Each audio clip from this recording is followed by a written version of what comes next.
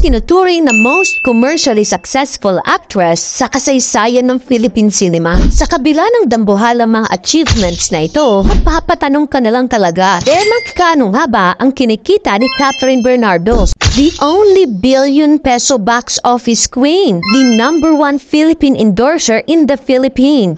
Yan ay ilan lamang sa mga tronong kinauupuan ngayon ni Catherine Bernardo. Ang spoiler alert, yung nagastos nga sa kanyang mansyon, kaya hating bilyong piso. Nako, kumapit ka. Dahil sasagutin natin ang tanong na, gaano nga ba talaga kayaman si Catherine Bernardo ngayon? Si Catherine Bernardo ay isang Filipina actress, model at businesswoman na nagsimula bilang child star sa mga teleserye tulad ng Mara Clara at Princess and I. Pero hindi lang sa simpleng artista. Siya ang naging reyna ng Philippine box office na may 3 pelikula sa top 5 highest grossing Filipino films of all time. Mula sa teleserye, pelikula, endorsements, negosyo, hanggang sa kanyang dream mansion, isa lang ang sigurado. Ibang level ang yaman ni Catherine Bernardo.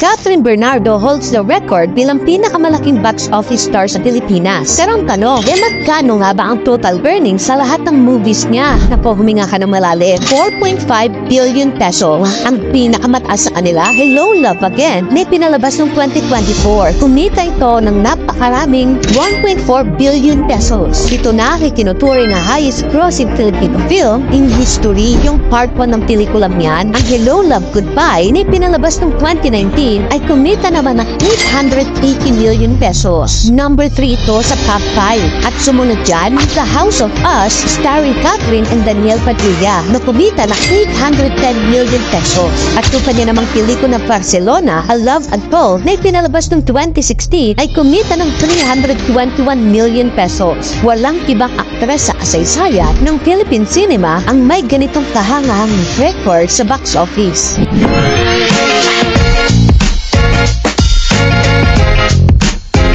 Alam mo bang may mga achievements at record na na-break itong si Catherine na siya lang ang nakagawa ever? Isa-isahin natin. Una, Catherine is the most successful box office actress in Philippine history. Kung titignan mo ang top 5 highest grossing film sa Pilipinas, 3 dito ay pelikula ni Catherine. Siya lang din ang may 2 pelikula na kumita ng higit sa 800 million pesos. Maliban dyan, siya lang din ang nag-iisang actress na ang pelikula niya lumagpas ng 1 billion pesos ang kinita.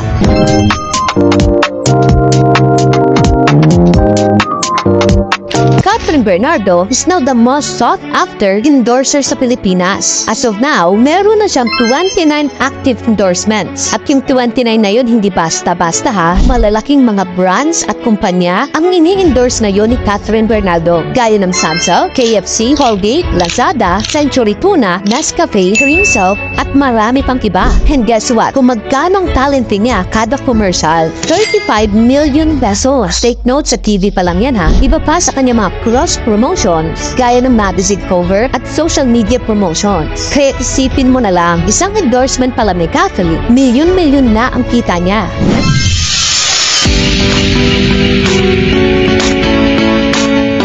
Bukod sa kita ni Catherine Bernardo sa showbiz, matalino at wais rin itong si Catherine. Pagdating sa investment, siya ang may-ari ng Isla Amara Hotel sa El Nido, Palawan. Co-owner siya kasama ni Piolo Pascual at iba pa mga business partners. Siya din ang may-ari ng Cat Nails by KCMB. May 8 branches nationwide na ito. Siya rin ang may-ari ng The Glow Up Lounge na may 5 branches na nationwide. Meron din mga real estate investments itong si Catherine Bernardo. Kaya habang ibang artista yung asalam sa kita sa TV at pelikula, si Catherine ay unti-unti nang lumilika ng kanyang sariling business empire.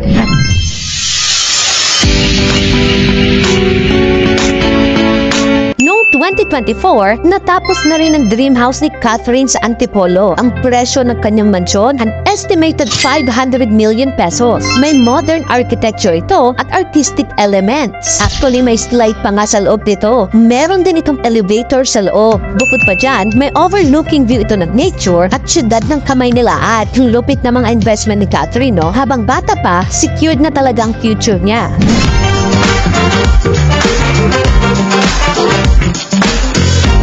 Sa kanyang box office earnings, endorsements, negosyo at investments. Magkano nga ba ang kabuuang yaman ni Catherine Bernardo? As of now, ang estimated net worth ni Catherine ay 2.8 billion pesos. Hindi lang siya basta simpleng artista. Isa siya sa pinakamayamang babae sa industriya ng showbiz. From child star to the most successful actress sa bansa, walang duda, ibang level na talaga si Catherine Bernardo. Anyway, meron ka pa bang mga ibang celebrity na gusto mong i-feature ko sa aking channel? Naku, comment mo na yun sa comment section dahil nagbabasa ako. Yun lang, maraming salamat sa panonood.